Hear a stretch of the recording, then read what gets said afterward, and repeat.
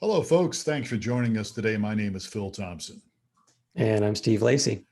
Steve, we are in monsoon, as I said last week, and we're just getting lots of rain, which we don't normally get here in Tucson. No, we are, yes. Very And we happy got about more it. forecasted, unusual. Very unusual, but very well needed here. So life is good here in Tucson, Arizona. Today, we're going to talk about 10 tips to leading a healthy, productive meeting. And believe you me, and I'm sure you've been in some of these, I've been in meetings that have just been just awful, just a Yeah. waste of time, just miserable, just why am I here kind of a deal. Have you ever experienced that? Was that one of our last staff meetings? Maybe. It might have I been. was wondering why we kind of drove over to this topic. You may have just thought, oh my gosh, I'm not going to do one of these again. No. uh, no, I think what we've done has been pretty good for the most part. But Eh, I mean, so. some of the stuff. I mean, you and Brittany are talking about things that I mean, some of it applies, but some of it Yeah. doesn't to the rest of us. But it's okay. I've been in meetings, but I mean, you've been in church meetings. You were on a live church's board for years. Are Uh, you still on their board? You're no longer on no, their I'm board. Yeah, not on the board anymore. I've been in a lot of meetings, and I guess probably when I think meetings, I think my corporate career, yeah, lots of meetings. And I've seen, and I'll talk about some of these things to add to what you have, but yeah, I've seen some guys that are just, I've been super impressed, and I've been to some terrible ones too. yeah. Well, and look, we most of us don't like meetings, but the bottom line is when you're working in your church, especially you're working volunteers and staff as well, you've got to have some type of meeting occasionally to make sure everybody's on the same page. You got to do it, and so uh, it doesn't have to be a pitiful experience. So we're going to share 10 tips on how to make the meetings productive and a good experience for everybody. All right. So let's just Well, jump into let's it, shall dive we? in. All right. Yes, let's dive in. I'll put my glasses on. So the first thing I'm going to say is set time limits on your meetings. I really think this is important. I think it communicates to everybody. Look, I'm not going to be locked up here. I mean, even if it's online with the pandemic, lots of meetings are happening online. But the bottom line is, people need to know, hey, I'm going to be starting on this time. I'm going to end on this time. Time is valuable, and so it's very important to really stick to what you say your meeting's going to Yeah. last. Your time. Yeah. And this is, I mean, you get some of this for free depending on how you're organizing your meetings. Meaning, if you're, for me, we use Google Calendar. And so you set up a meeting and you invite people, and it requires a start and stop time. So Yeah. before the, so that way, especially in the corporate world, I mean, especially the further you got through the management chain, when you get to be a senior manager, all you're doing is going to meetings. So you got to have, and they got to be structured. So I'm going to be from here from 9 to 10 with a 10-minute travel to the next meeting at 10:30. And yeah, so setting your time limits is important. That way people know when they get invited to the meeting, how long they're in for, on whether they accept or decline. Right. Yeah, absolutely. And when it also this is going to force whoever's planning this meeting and running it to condense the agenda so that it actually fits the time slot and the topics really matter. So Right. Which leads right into our second point, right? it does. Distribute a meeting agenda. And that's typically done with the meeting invite. Typically does, but distribute and Sometimes done. what's that? Sometimes done. I think if it's done well, it's done with But the meeting invite. But yeah. yeah, it's not always. I mean, I've worked with a lot of churches over the years, and it's they don't always get this, but I put down distributing a meeting agenda, and it really should be distributed in advance to everybody coming to the meeting. That's real important. So that means you've got to have your agenda set up in advance. You got to put some thought into it, and then you need to get it to the right people, because there's nothing worse than showing up in a meeting and you don't know what the agenda is. If you're somebody coming in, and then you've got thoughts and considerations. So if you can get that out to everybody in advance, plus you can also open it up, say, hey, any feedback on this agenda before we meet? And that way, if you have to hone it a little more or trim it down or polish it up, you can do that. or it gives those invited to the meeting the opportunity to say, hey, you forgot, the topic Right. that's dear and dear to me, and I want to reply and say, hey, yeah, let's add this to the agenda. Yeah, yeah, absolutely. So distribute your meeting agenda. So set your time limits, stick to them, distribute a meeting agenda. And shall we move on to point number 3? Yes. Number 3. Start on time. You won't believe. I mean, you really got to start the meeting on time. And I know there's like, oh, well, so-and-so's not here or whatever. Well, look, the problem is and I saw this, I believe it or not, I used to be a part of a church that their worship service started at 10. This is a little bit off topic, but not totally. The service, the Sunday morning service, was scheduled to start at 10. But people would kind of meander in at 10 minutes after, whatever, 15 after. So the pastor, in his wisdom, decided, well, we're not going to start until everybody gets here, or at least till most people get here. And so we would start the service later and later and later because people would realize, oh, they're not starting till 10:15 now. Well, I'll just get there even later. And so then the service would start at 10. I think finally it was like 10:25. And I finally told the guy, I was in leadership, but I wasn't the senior guy. I said, look, this is ridiculous. Start the meeting at 10 o'clock when it's supposed to. This is a church service with 150 people, a small church, but still, So the same applies to your team leaders meetings, your board meetings. Start it on time, because if you start late, guess what? There's several people that go, oh, it's going to start late, so I'll take my good old time getting there anyhow. Yes, I had the same experience. We had a smaller church when I was living in California, and the pastor's like, oh, there's nobody here yet. And big debate between the pastor and his wife. And his wife says, no, we're starting on time. And it was the right decision. Absolutely. He says, I don't care if not everybody's here yet, we're starting. Yeah, absolutely. Yeah. I mean, look, if it's such a major problem, then maybe set a different time, but whatever you do, stick to it. I mean, it's just ridiculous to just wait till everybody's there. And also it's a disservice to the people that show up on time. You know what I mean? I hate it when people are late. Look, I understand it happens. We all are late occasionally. But if you're late all the time to something, let me get off my soapbox here in a moment. But, if that's just disrespectful. It's like, I don't care about you. Yeah, we had a thing going where when I was in the corporate world, people would figure out, what average salaries were and that sort of thing, and then figured out how much, if you're waiting on 3 people to show up at a meeting and they're 10 minutes late, they figured out the burn rate. It says, oh, we just blew through $1,275. Says, let's not do that again. So that's a good point. That's a really good point. Yeah. All right. So now we got that. Now I got that off my chest. Let's move on, shall we? Sure. And let me, we talk about setting time limits, distributing a meeting agenda, and starting on time. I'm going to digress here with a practice that has taken place in the software world, software development world. And I talked to you before we went on the air here. And that has to do, there's different types of activities in the software development world, but one of the ones that got really popular over the years is a thing called Scrum. And how do you spell it? SCRUM? Yeah, like the rugby Scrum. Not to be confused with scum. You're talking yes, okay. Not to be confused with scum. But it's got a bunch of different tenets to it. But one of them is that you would have a daily meeting with the development team. And some of the rules is no one can sit down. So you've got to stand up for the meeting. It's called a stand-up meeting. And it was 15 minutes long. And it was intended to bring the team together on what's going on. And it was quick. And so the fact that you couldn't sit down, that means you weren't going to stay there long.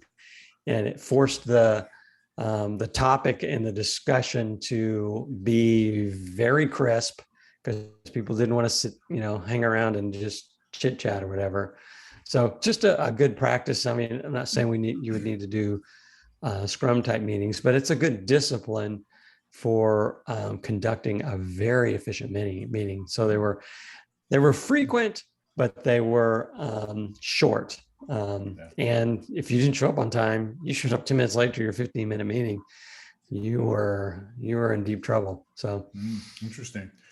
I read somewhere too, I think a while back, that having meetings with people standing up was better, because when people sit down, there tends to be some dominant people that get territorial, and because they sit down, I don't doesn't make it. I didn't read the psychology behind it, but if you had meetings standing, or meetings walking, or meetings somewhere else instead of the facility, that it was better to do that, because if you're sitting down, those that are dominant people would kind of be territorial. I don't know. Have you ever heard that?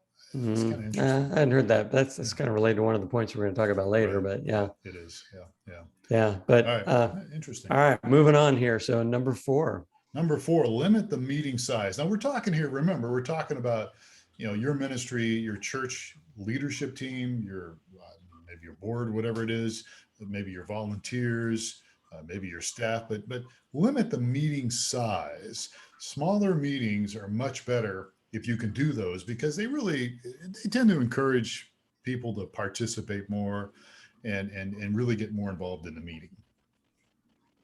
Yeah, that makes a lot of sense. Yeah. Plus, if you're going to have a crisp agenda, it's going to relate to a certain set of people. Right. And, that's going to limit the meeting size.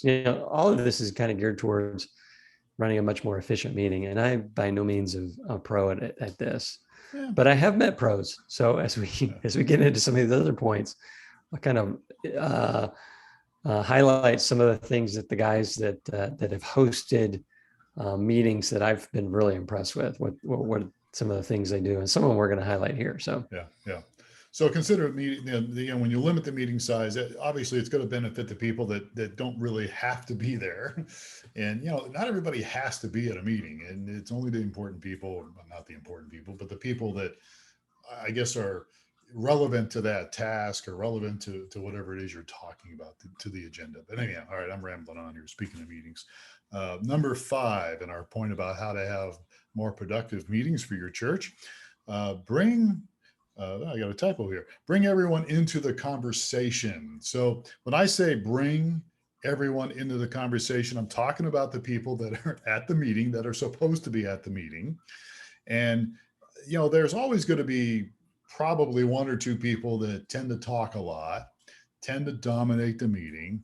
And it's just the way they are. It's just human nature. So it's always good to kind of make it a habit to make sure you include other people that are there, and get their opinion, get their feedback.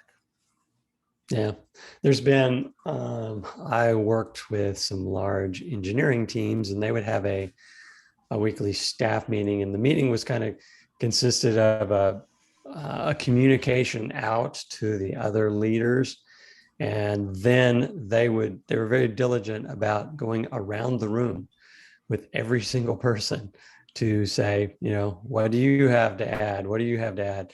And, half the time, more than half the people say, pass, I don't have anything. But it's a good way to bring everybody into the conversation and get everyone's concerns addressed, is do a little go around the room thing. Yeah, it's really important, because you always got to have people that, for whatever reason, they're either shy, or I don't know, they just, don't want to give a lot of input. But if you can prod them to do that, makes a big difference. Yeah, that is true. I know that one of my performance review tips from one of the bosses I worked for, they very astutely recognized that for me, if I'm in a smaller meeting, I'm very open, very talkative. But when the meeting size gets much bigger, I tend to retreat, and so this gives everyone the opportunity to participate. Introvert. You're an introvert, and that's probably. Yeah, I'm an introvert. Yeah, so I didn't want to. If there's 50 people there, I right. typically will have very little to say. Yeah, and So it's a large meeting too, if you can yeah, that imagine. is a But big meeting. but Yeah.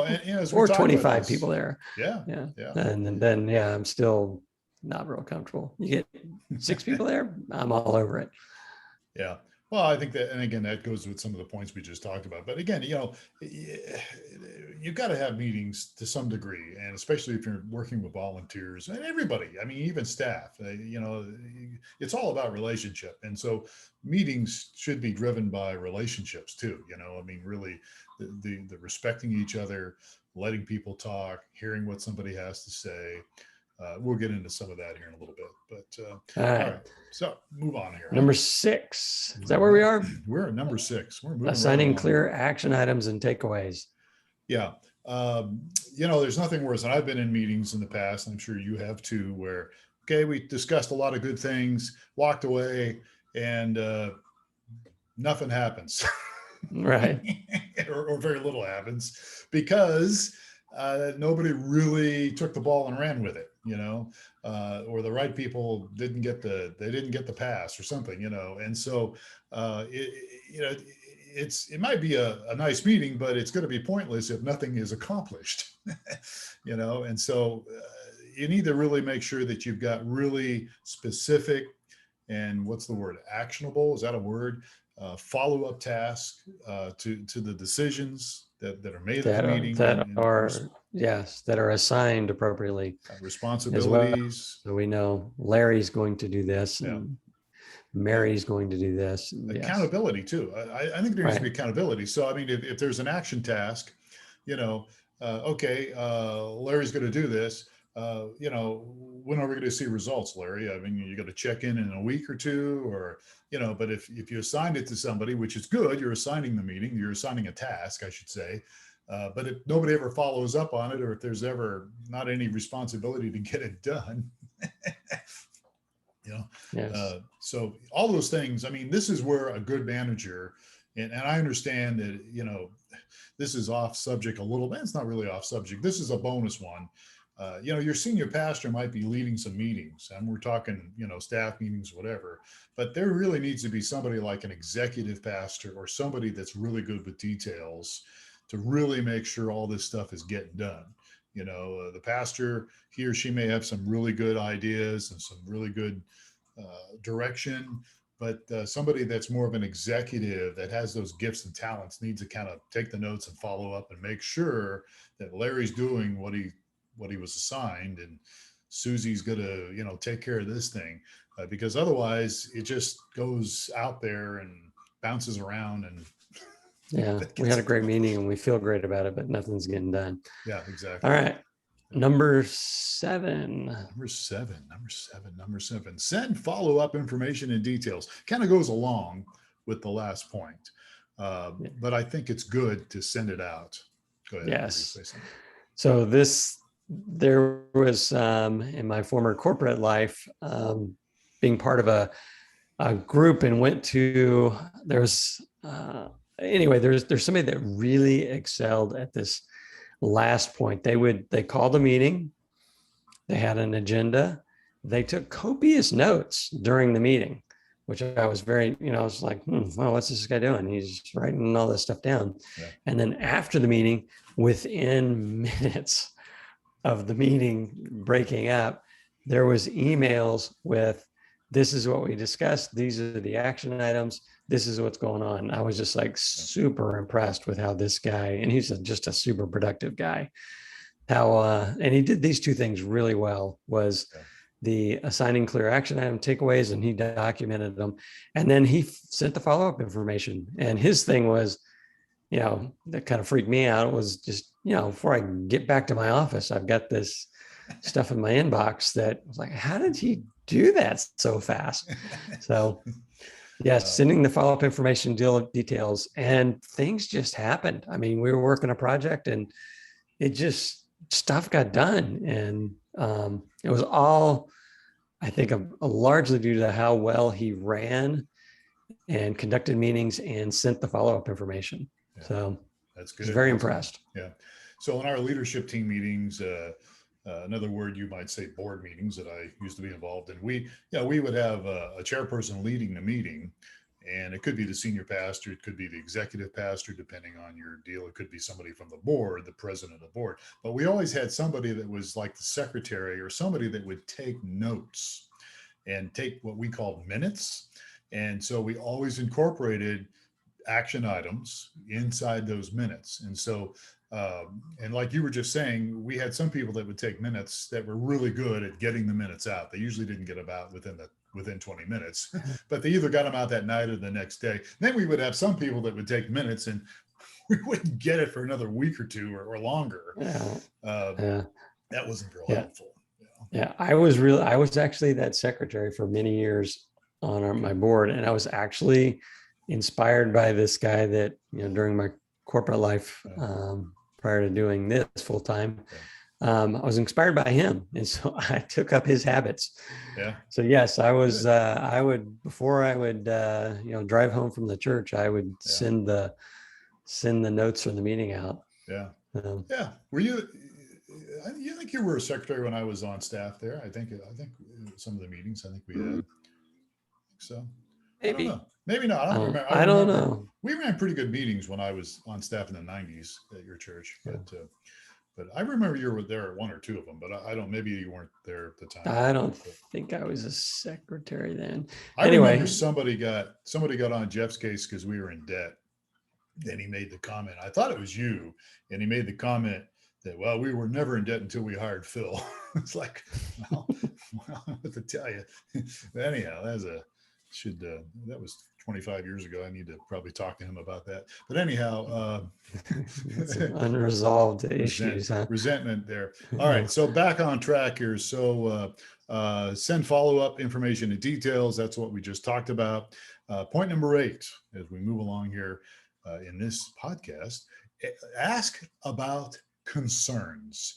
Ask about concerns. So I put this in because I think sometimes it's easy to go through this agenda if you're a really detailed person, but you want to also give people a voice and an opportunity to share. And maybe some of this might apply in private, but if it fits the context, maybe a project you're talking about at your church or something you're doing, let people give their thoughts and their concerns.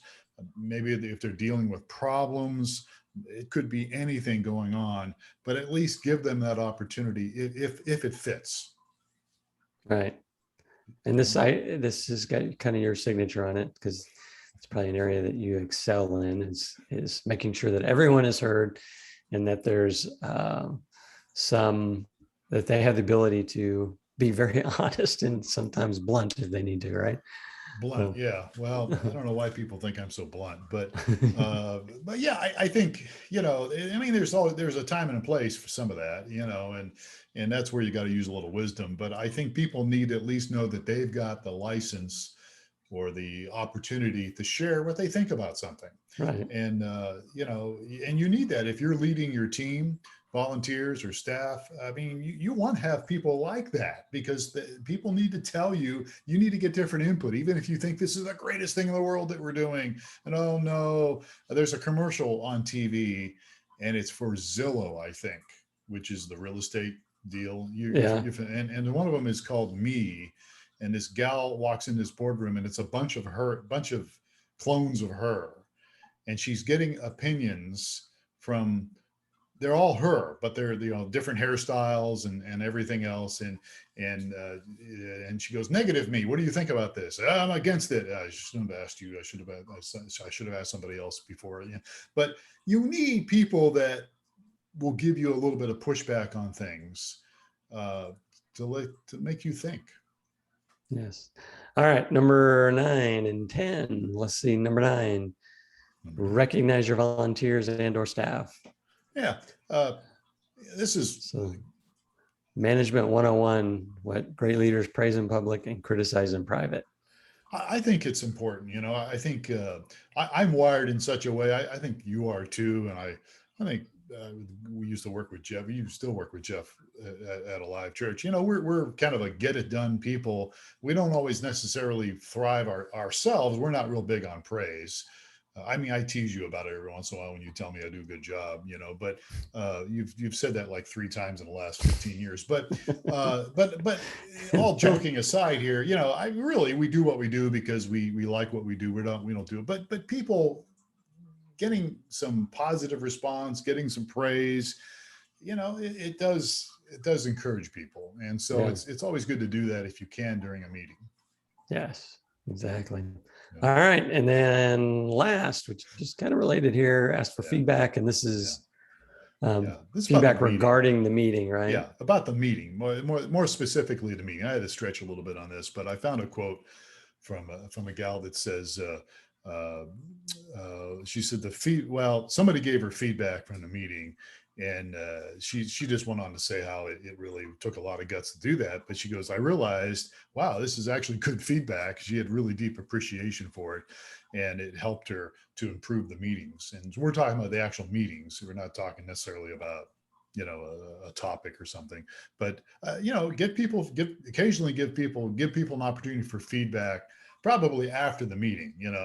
If you're sending out agendas, you're sending out action steps, I should say, after the meeting, and details, you might want to say in there, hey, how did you guys feel the meeting went? Do you feel like the meeting was productive? You'll get some feedback from people, and it could be good. You could make your meetings even better. Right. Yeah. All right. So we have our Yeah. list. There's Yeah. one thing that I want to dive into, but maybe we can talk about it another time, is the nature of meetings has actually changed over the past year. So I know for us, for, I don't know, 15 years or so, we've been meeting virtually, Yes. online. And so most, I think a lot of other, a lot of churches and other organizations are having more and more virtual meetings, which introduces a whole nother set of issues and best practices. Maybe we Yeah. can dedicate another Yeah. thing to that. But yeah, because That'd be the good. things get very different, introduces new problems when you got the virtual thing.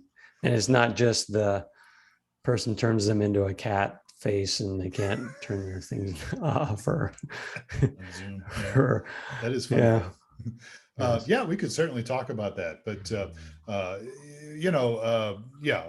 Now I got off track what I was going to say, but Oh, uh, I distracted you. yeah, you distracted me. So, but yeah, so meetings are important, but try to follow this, and there's probably some other tips. Oh, so if you want to see the notes for this, we actually have them online. If you go to blog.streamingchurch.tv, did I get it right? You did. It's Not not that blog hard. period, blog period, streaming church period TV. TV. Same thing, right? Period dot. But yeah, so we're there. We've got the notes of this thing. It's our blog, and we try to get notes up from what we talk about. So you can go back and look at some of the other things, and maybe listen to some of the podcasts. We're available on wherever you want to get your podcast from. It's the Church Solutions Podcast, and it's brought to you by mychurchdaily.com. Check out mychurchdaily.com. Go there, look at it. It's your opportunity for your church, for your ministry, for your organization to be on Alexa and to be able to have a flash briefing every day if you want. And you can use mychurchdaily.com to do that. We've made it simple. We've made it easy. We'll even help you do it. Yes, exactly. New I product. was gonna, yes. Let's new. see if if I can pull my Alexa, play my flash briefing. I already listened to it today. I don't know where she's gonna pick up. Jay, here's more from your flash briefing. Oh, In weather. Alexa, Right stop. It's giving She's you already the passed my, Yeah. Well, I have the church's one, the weather, some news. Sports. So yeah, depending on where I turn it off, it will pick up where I left off. So I turned it off after the church one today. Okay, yeah. But anyhow, mychurchdaily.com. It's a new product. As if you've been listening to this podcast at all, this is like we've done over 300 of these. We have streamingchurch.tv, churchaplive.com, myflock.com. Now we have mychurchdaily.com. So check it out. All right, we're done here, right? Yes. Okay. He is Steve Lacy. I am Phil Thompson. Thank you so much for spending a little bit of time with us today on the Church Solutions Podcast. We'll catch you next time. Please take care of yourself and have yourself a great day.